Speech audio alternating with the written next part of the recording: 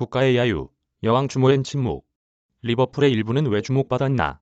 유럽 축구연맹 챔피언스 리그가 열린 14일 영국 리버풀 안필드 경기장엔 팽팽한 긴장감이 흘렀다. 승부 향방을 가를 페널티킥이나 종료 직전 얻은 득점 기회 때문이 아니었다.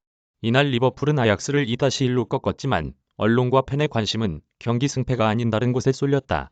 이날 시선을 사로잡은 건 전후반 90분이 아닌 킥오프 직전 1분이었다.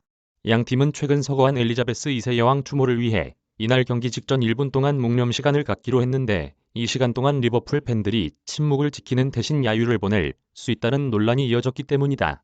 전례가 있다. 리버풀 팬들은 지난 5월 열린 축구협회컵 결승전 첼시와 경기 때도 영국 국가 시니어 여왕을 구하소서가 나오자 야유를 퍼부었다. 윌리엄 왕자가 우승 트로피를 리버풀에 전달할 때도 마찬가지였다. 영국 인디펜던트는 리버풀 팬 대부분은 신이 여왕을 구하길 원하지 않는다고 촌평했다.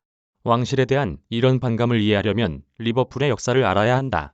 머지사이드주에 있는 런던과 350km 떨어진 이 도시는 산업화 초기 성장한 공업도시이자 항구도시다.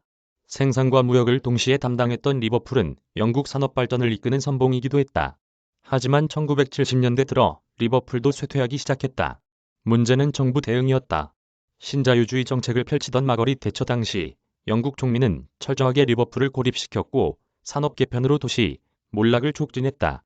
1981년 결국 폭동이 일어났지만 대처는 군대 배치를 고려할 정도로 강경 일변도로 대응했다.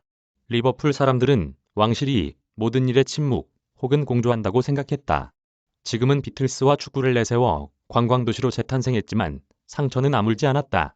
지금도 리버풀은 노동당 초강세 지역이다. 시장은 물론 시의원 90명 중 70명이 노동당 소속이다.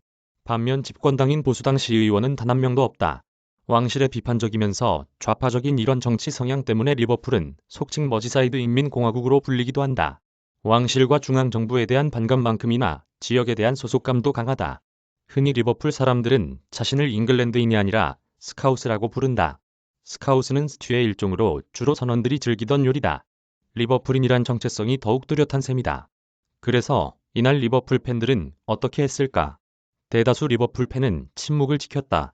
위르겐 클롭 리버풀 감독, 구단의 전설적 공격수 케니 달글리시 등이 나서 묵념 시간을 존중하자고 독려한 영향으로 보인다. 이를 두고 리버풀 지역지 리버풀 에코는 이렇게 썼다. 머지사이드 인민공화국이 애국심 넘치는 왕당파 신봉자가 될 것 같진 않다.